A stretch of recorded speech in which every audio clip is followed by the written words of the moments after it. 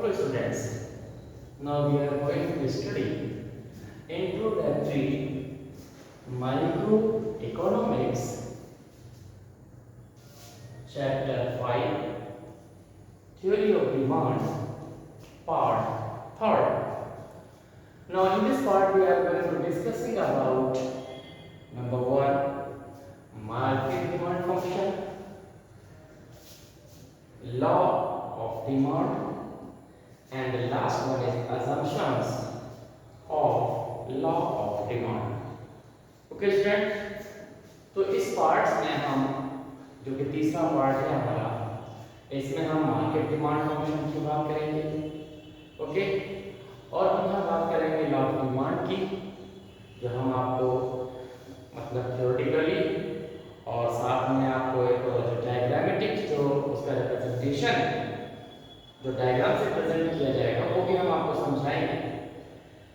And then after assumptions, मतलब जो requirement है उसकी जो कंडीशंस हैं उनके बारे में हम आपको यहाँ डिस्कस करेंगे।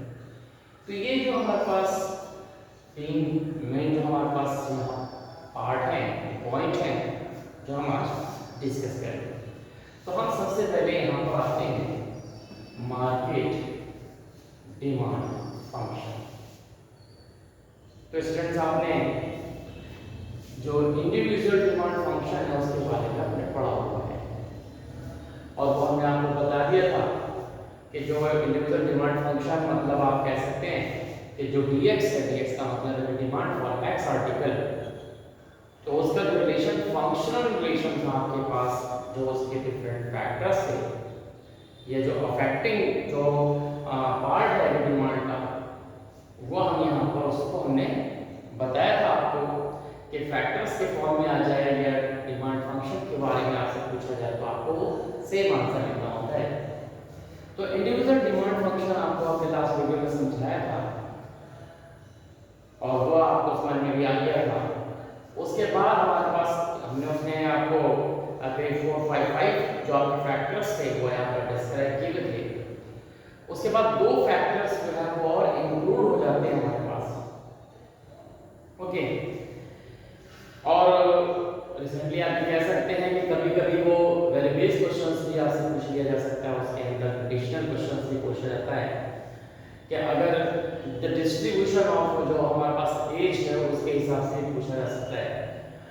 तो यहाँ पर जो मार्केट डिमांड फंक्शन है उसमें हम क्या करेंगे कि जो इंडिविजुअल डिमांड फंक्शन है उसमें आपके पास 2 या 3 जो फैक्टर्स हैं वो और इंक्रीज कर देते हैं, तब वो जाकर आपके पास मार्केट डिमांड फंक्शन बन जाता है।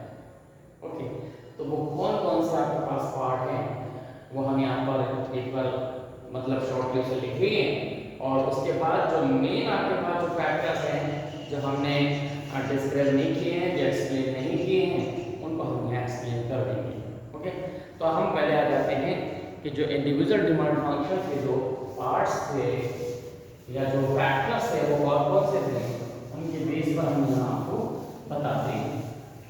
तो सबसे पहले आपने जो इंडिविजुअल डिमांड फंक्शन का उसमें आपने क्या पढ़ा था कि ये जो dx है, ये जो हमारा dx है, हम इसकी बात कर रहे थे dx की, तो ये dx किसके ऊपर डिपेंड था, यानी जो डिमांड जो है वो x आर्टिकल की वो किस पर डिपेंड थी, तो आपने फंक्शंस यहाँ पर डिफाइन किया था।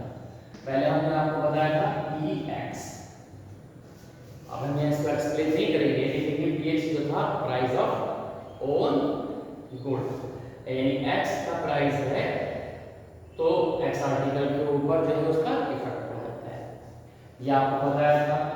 ये मार्केट डिमांड फंक्शन में वो सारे पॉइंट आपको लिखने पड़ेंगे जो इंडिविजुअल में है, उनको भी डिस्क्राइब करना पड़ेगा अगर कोई क्वेश्चन पूछा जाता है। ओके, फिर आपके पास था प्राइस ऑफ रिलेटिव गुड्स। तो रिलेटिव गुड्स को आपको समझ में आ गया था कि रिलेटिव गुड्स आपके पास कौन से थे। आपके पास एक सब्स्टिट्यूट और एक आपके पास हमने कॉम्प्लीमेंट्री जो आर्टिकल्स हैं उनके बारे में यहाँ पर डिस्कस किया था। उनके एग्जाम्पल कई बार पूछे जा सकते हैं, तो क्या एमसीक्यू बेस है तो आपसे पूछा जाएगा कि आप कॉम्प्लीमेंट्री जो आपके आर्टिकल्स हैं उनके आप एग्जाम्पल दे दीजिए, या फिर आपके पास ये दे दिया जाएगा कि आप सब्स्टिट्यूट गुड्स के आप एग्जाम्पल दे दीजिए, या फिर ऐसा भी हो सकता है कि कोई आर्टिकल उसमें लिखे होंगे दोनों और उसमें आपसे पूछा जाएगा कि ये किस टाइप के आर्टिकल्स हैं। अब मान लीजिए सिंपल सा है, सीधा सीधा उन्होंने लिख कर दे दिया कि shoes and socks these are known as, अब नीचे उसके चार ऑप्शन दे दिए गए, उसमें आपके पास क्या है, कॉम्प्लीमेंट्री है, सब्स्टिट्यूट है, नॉर्मल है, या फिर नन ऑफ दीज है। तो अगर इस तरह से आपके पास पूछा जाएंगे तो वो हम आपको यहाँ पर देख होंगे, तो ये आपको उस तरह से आ जाएगा। तो ये रिलेटेड गुड्स की आपको समझ में आ गया, ये आपको हमने बता दिया। फिर हमने आपके पास एक तीसरा फैक्टर बताया था जो था इनकम ऑफ कंज्यूमर। तो इनकम ऑफ कंज्यूमर भी आपको पता था कि इनकम ऑफ कंज्यूमर जो है तो उसकी इनकम जो है वो घर बढ़ने से क्या होता है कि इसकी डिमांड अपने आप ही इफेक्टिव हो जाती है। इसके बाद हमने आपको बताया था टेस्ट एंड प्रेफरेंस, मतलब एक तरह से फैशन आप समझ लीजिए कि अगर कोई चीज फैशन में आती है तो किस तरह से वो आपके पास डिमांड को इफेक्ट करती है।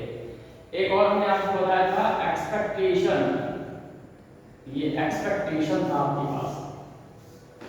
ओके, एक्सपेक्टेशंस आपको हमने बताया था ऑफ मार्केट के आने वाले टाइम में किस तरह का मार्केट होगा, इसमें बुलिश कंडीशन और बेयरिश कंडीशन भी डिफाइन की थी। यहाँ अब मेन आपके पास आता है और कि जो मार्केट डिमांड फंक्शन है इसलिए कि एन हम आपको यहाँ हवा देते हैं, एन ये आपके पास है। अब ये एन आपके पास क्या है ये आपको मालूम होना चाहिए। ये सारी चीजें आपको पता थी, हमने यहाँ पीछे आपको डिस्क्राइब की भी थी। अब जब एन की हम बात करते हैं तो ये आपके पास जो एन है ये हम कह सकते हैं नंबर ऑफ बायर, जो खरीदार हैं इनकी हम बात करते हैं, या पॉपुलेशन की हम बात कर सकते हैं इसे। ये आपके पास क्या है, नंबर्स ऑफ बायर्स, ये बायर्स है।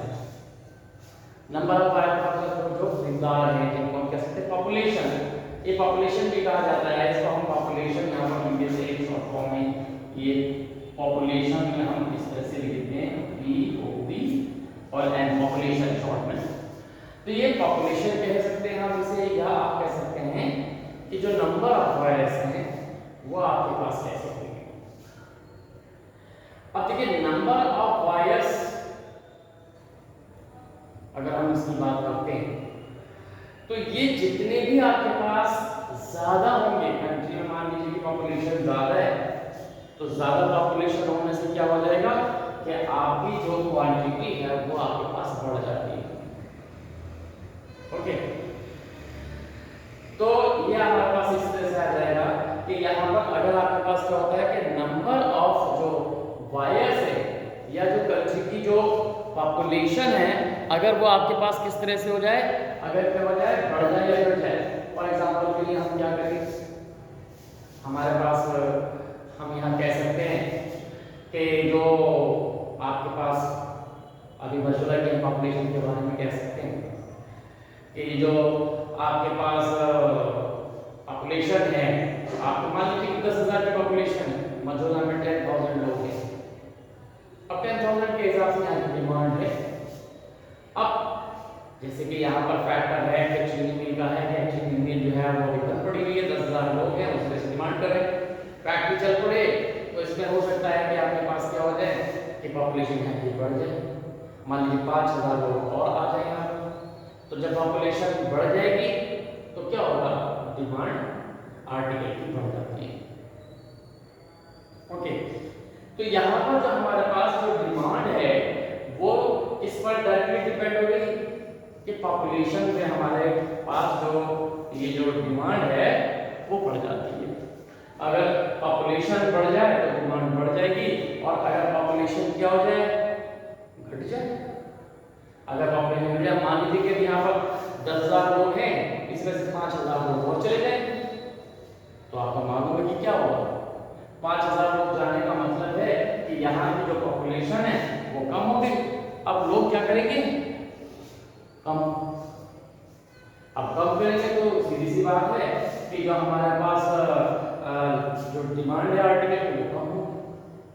तो इस तरह से जो पॉपुलेशन है, नंबर ऑफ बायर्स हैं, वो डायरेक्टली इफेक्ट करते हैं डिमांड को। अगर ये पॉपुलेशन बढ़ जाती है या बायर्स बढ़ जाते हैं तो ये जो डिमांड है आर्टिकल की वो बढ़ जाएगी, और अगर पॉपुलेशन कम हो जाए तो ये जो डिमांड है वो कम हो जाएगी। सीधी सीधी सी बात है।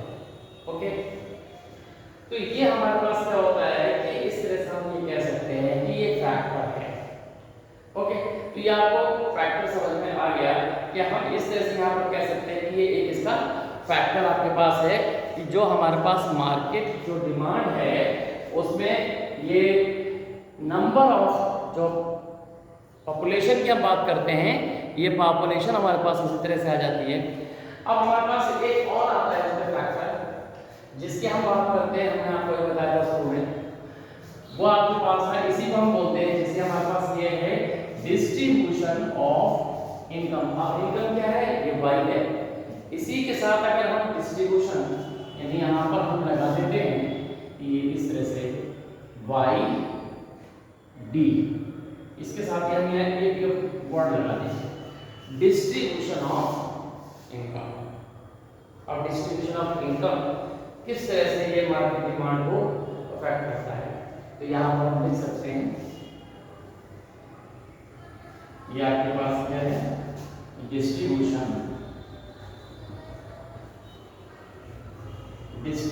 Of income, distribution of income. अब यहाँ पर क्या जरा समझ लें कि ये डिस्ट्रीब्यूशन जो है वो किस तरह से इफेक्ट करती है।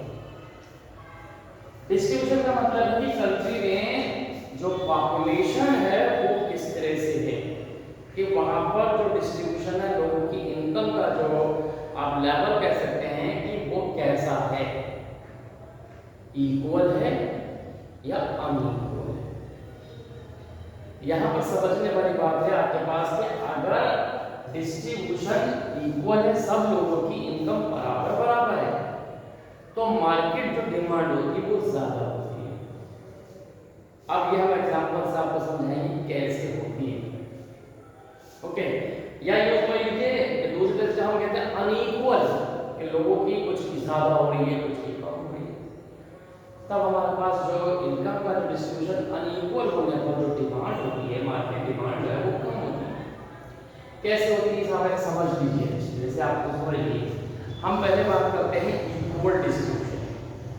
हम एक एग्जांपल से लेते हैं, मान लीजिए कि कंट्री में जितने भी लोग हैं उन सबकी जो एक मंथली इनकम की बात करते हैं वो करीब करीब 30,000 रुपए मंथली है। ये सबकी इनकम यानी इनकम का जो लेवल है वो हमारे पास कितना है, वो 30,000 है। अब 30,000 है तो इसमें जितने भी लोग हैं उन सबकी हम नीड के हिसाब से बात करते हैं कि एक महीने में एक व्यक्ति को वो जो पर उसके अंदर चाहिए वो हमारे पास कितनी चाहिए, 10 केजी जो है हमारे पास शुगर चाहिए। 10 केजी आपको पर इस जो हमारे पास क्या है पर्सन, वो 10 केजी शुगर की नीड होती है। और यहाँ पर क्या है कि 10 केजी जो शुगर है वो 30,000 सबकी इनकम है, तो सब खरीद पा रहे हैं। ओके, हम एक छोटी सी पॉपुलेशन के जो साइज है उससे हम यहाँ पर उसको समझते हैं। मान लीजिए कि आपकी कार मतलब जिस मोहल्ले में आप रह रहे हैं वहां पर ऐसे 100 आपके पास लोग हैं। ये 100 लोगों का हम एग्जांपल लेते हैं कि इनकी इनकम जो है वो इक्वल है। 100 लोग हैं और 100 की इनकम 30,000 रुपए हर एक की। एक एग्जांपल के केस से आप इसको समझते हैं। तो इसका मतलब है कि एक व्यक्ति अगर 10 केजी शुगर लेता है तो शुगर की जो डिमांड होगी, जो मार्केट डिमांड है वो कितनी होगी, 10 into 100 मतलब 1000 केजी की एक डिमांड आपके पास होगी। ओके, ये 1000 केजी ये आपके पास डिमांड है कि मार्केट जो डिमांड वहां पर एक सर्टेन जगह की हमने बात करी, ऐसे पूरी कंट्री में होता है कि 10 केजी पर जो हमारे पास क्या है पर्सन चाहिए 10 केजी, तो 100 लोग मान के हमने एग्जांपल लिया तो कितनी हो गई, 10 के हिसाब से 1000 केजी वहां पर डिमांड की जाएगी उस महीने में। अब मान लीजिए कि यहां पर अनइक्वल अगर डिस्ट्रीब्यूशन हो जाए, 100 लोग हैं, ये देखिए अब 100 लोग में अनइक्वल डिस्ट्रीब्यूशन है। अनइक्वल डिस्ट्रीब्यूशन का मतलब आप ऐसे समझ लीजिए कि यहाँ पर 100 ये आपके पास है और यहाँ पर इस तरह से लगा दीजिए। यहाँ आप लगा लीजिए कि यहाँ पर जो 20 लोग हैं, 20 लोग हैं, इनकी जो इनकम है वो हमारे पास कितनी है, इसमें से हमने यहाँ पर इसके दो पार्ट कर दिए हैं, ये 80, इसमें से हमने 20 लोगों की जो इनकम है वो यहाँ पर हमने लिख दिया 80,000। कितनी है, 80,000। और बाकी जो हमने यहाँ पर लिखे 80 लोग, इनकी जो इनकम है वो मान लो 20,000 रुपए है। अब नीड कितनी है, एक पर्सन की नीड जो है वो कितनी है, वो है 10 केजी। तो ये जो 20 लोग हैं, ये तो 10 केजी की नीड है, 10 केजी के हिसाब से ये डील करेंगे। तो यहाँ पर क्या हो जाएगा, जो नीड होगी 20 इंटू जो हमारे पास है 10, ये 200 केजी तो आपके पास उस हिसाब से आएगी, क्योंकि एक की नीड जो है वो कितनी है, 10 केजी है, तो ये 10 केजी खरीद लेते हैं। लेकिन ये जो 20,000 वाले लोग हैं, इनके पास इनकम कम है, तो ये जो है वो अब क्या कर रहे हैं, 10 केजी शुगर खरीदने की कैपेसिटी में नहीं, क्योंकि क्या करेंगे, ये कम खरीदेंगे। अब मान लीजिए कि इन लोगों ने, ये जो हमारे पास 80 लोग हैं, अब इनमें मान लीजिए कि हर व्यक्ति ने, जो 80 लोग हैं, इनकी इनकम के हिसाब से हर एक ने जो है 7 केजी यानी 7 केजी जो है वो खरीदी। 7 किलो ही खरीदना, क्योंकि इनके बजट में नहीं आता, क्योंकि अनइक्वल डिस्ट्रीब्यूशन है इनका। तो अनइक्वल डिस्ट्रीब्यूशन है, तो यहाँ पर 20 लोगों ने तो 10 केजी के हिसाब से 200 खरीद ली, तो बाकी चीनी का वो क्या करेंगे, फेंकेंगे थोड़ी, कोई भी नहीं करेंगे। तो ये कितने हो गए, ये हो गया 7 8 56। तो ये कितनी हो गई इनकम, वो कितनी डिमांड हो गई। अगर हम इसको टोटल देखें तो ये हमारे पास कितनी आ जाएगी, इसमें से कि 760 केजी यहाँ पर अब डिमांड रहेगी। तो अनइक्वल डिस्ट्रीब्यूशन में जो है वो कम आपके पास होती है, और जबकि इक्वल डिस्ट्रीब्यूशन है तो आपने इक्वल डिस्ट्रीब्यूशन का यहाँ पर देख लिया कि इक्वल डिस्ट्रीब्यूशन में जो डिमांड थी वो कितनी थी, 1000 केजी की थी।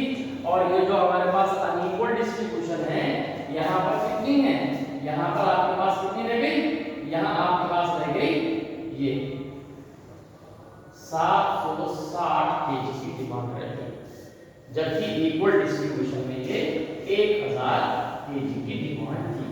तो इस तरह से हम ये कह सकते हैं कि अगर कंट्री में जो YD है, ये भी आप समझ लीजिए कि किस तरह से है, तो ये YD यहाँ पर डिपेंड करता है इस तरह से। तो इसमें ये दो फैक्टर्स आपके बढ़े, पॉपुलेशन और डिस्ट्रीब्यूशन ऑफ इनकम।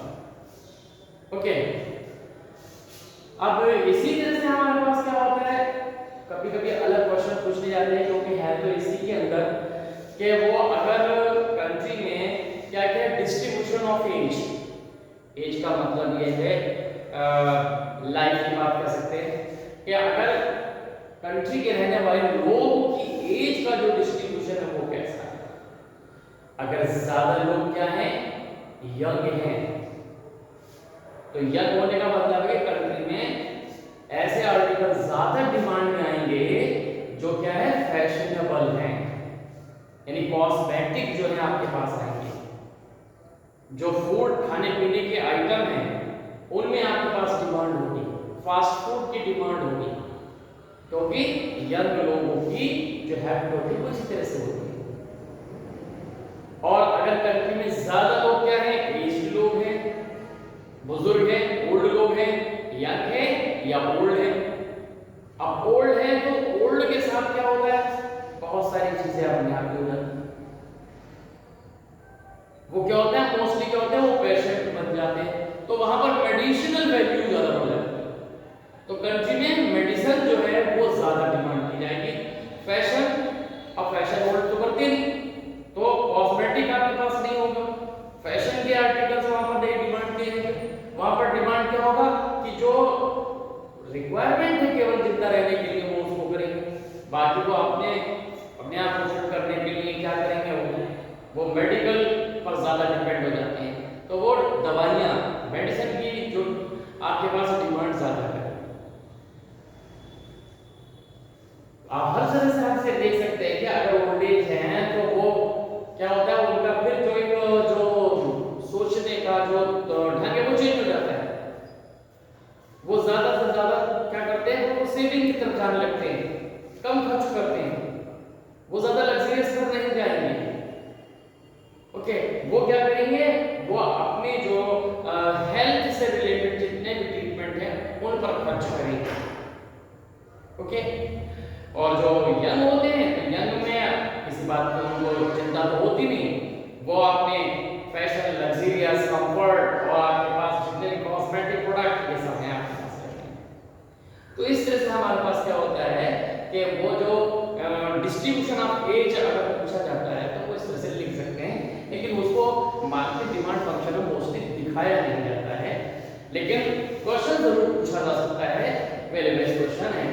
इसी तरह से आपके पास क्या होता है कि कभी-कभी एज में जो डिस्ट्रीब्यूशन ऑफ सेक्स की बात की जाती है, जिसमें मेल और फीमेल की बात कीजिए, कंट्री में मेल ज्यादा है तो अब किस तरह के प्रोडक्ट बनेंगे, मतलब डिमांड होंगे, फीमेल है तो किस तरह का। अब अगर कंट्री में ज्यादा फीमेल है तो आपको मालूम है कि उसके अंदर जो आपकी जो हैबिट होती है, जो फीमेल्स की होती है, उनमें उसकी डिमांड ज्यादा बढ़ेगी, जो कि खास करके होते हैं कॉस्मेटिक जो आपके पास रहते हैं उनके आपके पास होते हैं, जिसके अंदर आपके पास आप समझ सकते हैं कि जो फीमेल आर्टिकल्स, जो रिलेटेड आर्टिकल्स हैं उनके बढ़ जाते हैं, मेल में आपके पास उस तरह से बढ़ जाते हैं। अगर मेल ज्यादा है तो उसमें आप देखिए उसी तरह से आपके पास क्या होता है कि स्पोर्ट्स का मामला या आपके पास जो व्हीकल्स हैं उनका आपके पास डिमांड ज्यादा रहती है, लग्जरियस की डिमांड बहुत ज्यादा रहती है। तो इस तरह से हमारे पास क्या होता है कि ये जो डिस्ट्रीब्यूशन होता है, एज का डिस्ट्रीब्यूशन हो या मेल फीमेल का डिस्ट्रीब्यूशन हो, इस तरह की हम बात करते हैं तो ये भी डिपेंड करता है कि जो मार्केट डिमांड है वो किस तरह से काम करती है। तो ये आपको समझ में आ गया। ओके, तो कोई भी इसमें आपके पास यहाँ प्रॉब्लम नहीं है। अब इसके बाद आता है लॉ ऑफ डिमांड। अब लॉ ऑफ डिमांड आपका यहाँ पर समझेंगे कि क्या है। तो लॉ ऑफ डिमांड कोई अलग से हम आपको नहीं बता रहे हैं, या बार-बार समझ सकते हैं कि लॉ ऑफ डिमांड क्या है, वो भी हमने आपको एक बार यहाँ डायग्राम से आप यहाँ समझा देते हैं कि जो लॉ ऑफ डिमांड है वो आपके पास क्या है।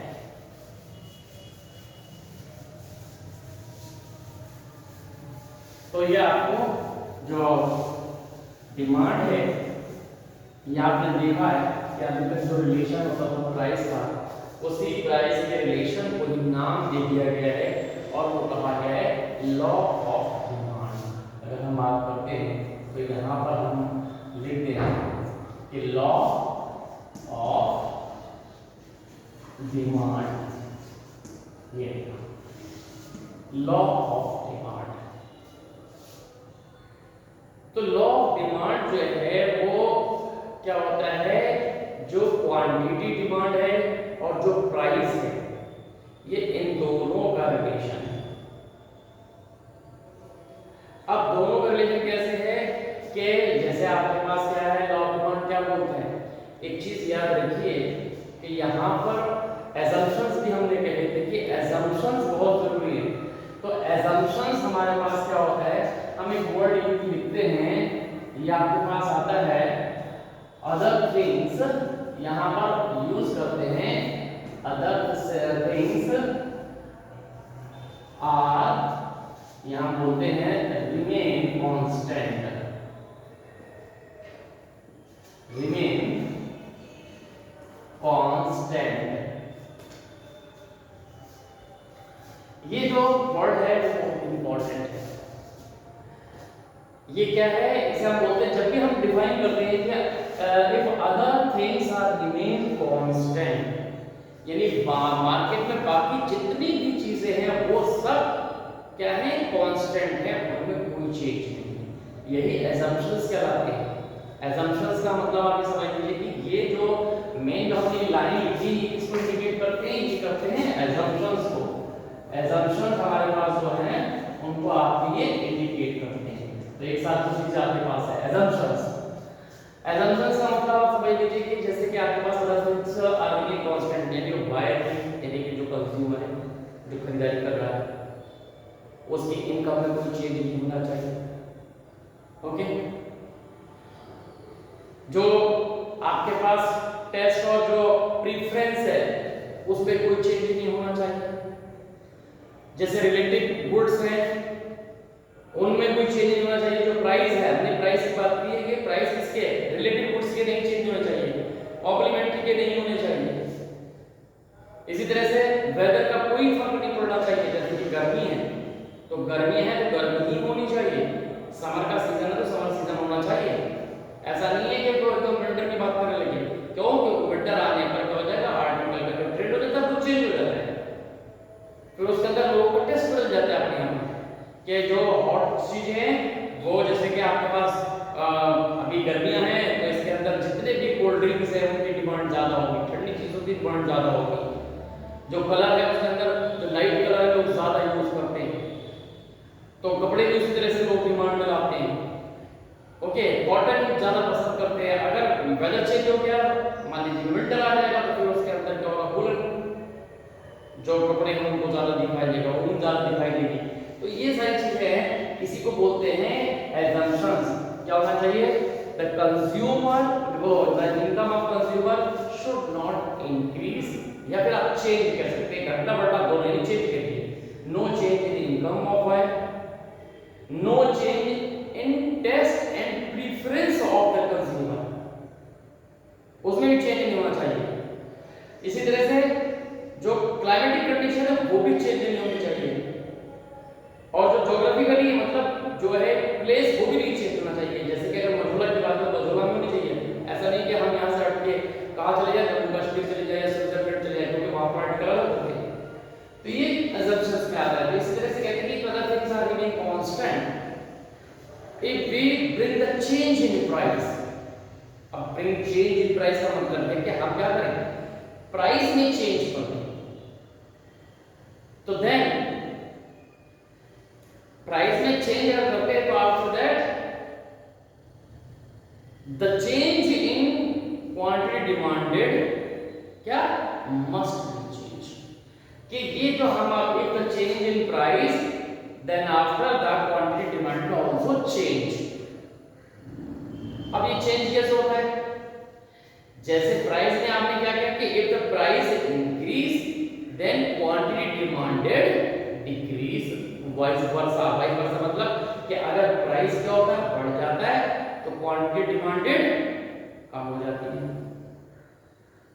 और अगर क्या हो जाए, प्राइस कम हो जाए, तो क्वांटिटी बढ़ जाती है। एग्जांपल से भी आप देख सकते हैं, ये लॉ ऑफ डिमांड है कि बता रहा other things are remain constant if we bring change in the price, if we change only in price, तो the change in price and quantity demanded जो चेंज है इनवर्सली रिलेटेड। इनवर्सली का मतलब है opposite related. It means if the price decrease then quantity demanded increase, if the price increase then quantity demand decrease.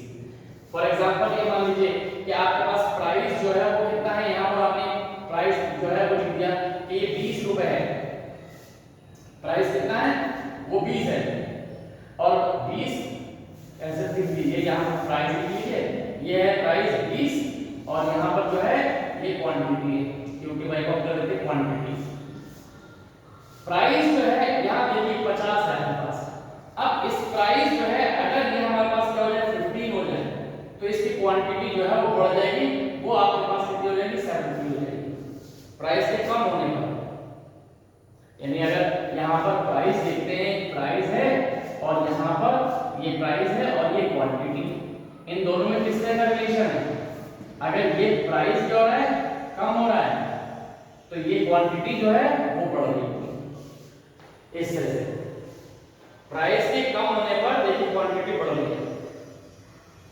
Okay, और इसका opposite हो जाए, अगर इसका अपोजिट हो जाए मतलब अब प्राइस बढ़ जाए, प्राइस राइज कर जाए, तो ये क्या हो जाएगा, क्वांटिटी जो है वो डिक्रीज हो जाएगी, ये नीचे हो जाएगी। इनवर्सली आपके पास उल्टा रिलेशन होता है एक दूसरे का।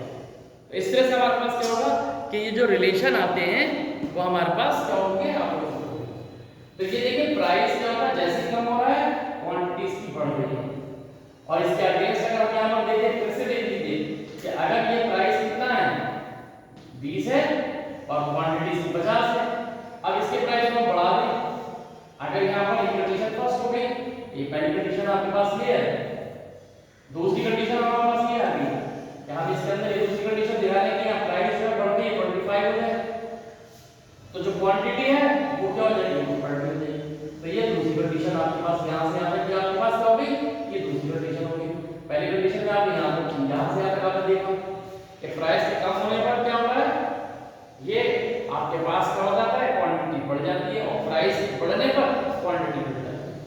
तो यही लॉ ऑफ डिमांड है। Law of demand refers if other things are remain constant, then the change in price, okay, after the change in price the change in quantity demanded must be। तो ये आपके पास price में change होने के बाद उसकी quantity में जरूर चेंज होगा, इनवर्सली चेंज होगा, अपोजिट चेंज होगा। तो ये हमारे पास इस तरह से रहता है। तो यही चीज हमारे पास क्या होता है, ये लॉ ऑफ डिमांड कहलाता है, इनवर्सल रिलेशन होता है। इसको डायग्राम से भी आप देख सकते हैं, ये डायग्राम भी आपको इसी तरह से बताया जाता है। तो ये डायग्राम में आपके पास इस तरह से आपके पास आएगा, डायग्राम अगर आप बनाते हैं तो ये क्या होगा, हमेशा नेगेटिव स्लोप होता है लॉ ऑफ डिमांड का।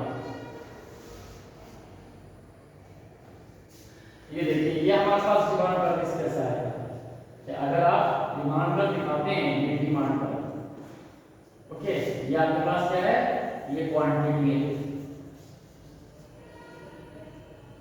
ये क्वांटिटी कैपिटल बना दीजिए Q,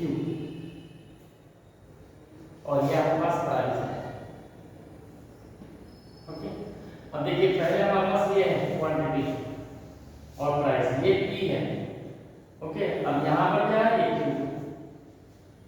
ये एक कंडीशन दे दी है आपके पास, ये क्या है, ये आपके पास एक कंडीशन है। इस प्राइस पर OQ प्राइस पर क्वांटिटी कितनी है, OQ। अब ये प्राइस क्या हो जाए, ये घट जाए, प्राइस हो जाए इसका P1 हो जाए, ये P1 हो जाए। तो प्राइस P1 होते ही हमारे पास क्या होगा, ये देखिए प्राइस P1 होते ही ये डिमांड का कहां चला जाएगा, आगे आपको देखिए यहाँ पे। अब ये क्वांटिटी क्या हो गई, Q1 हो गई। तो ये इतना चेंज आपके पास आया, इसमें इस प्राइस में कम होने की वजह से ये प्राइस कम हुआ, क्वांटिटी भी बढ़ गई, अपोजिट रिलेशन हो गया। ऐसे इसके अपोजिट हो जाता है कि अगर यहाँ प्राइस जो है आपके पास क्या हो जाए, ये हो जाए P2, तो ये आपके पास क्या हो जाएगा, ये Q2। अब देखिए प्राइस पहले से क्या हो गया, अब ये पीछे की तरफ क्या कम हो गया, तो ये क्वांटिटी जो ये आप देखिए प्राइस के बढ़ने पे क्वांटिटी जो पहले थी क्या हो, तो ये बी कंडीशन कह सकते हो, इसे कह सकते हो। तो ये लॉ ऑफ डिमांड आपके पास इस तरह से रहेगा। तो ये आपको समझ में आ गया, तो ये आपको अच्छे तरह से समझना करना है। ओके, तो ये जो है लॉ ऑफ डिमांड आपको समझ में आ गया, डायग्राम से भी आपने समझ लिया। Okay, thank you.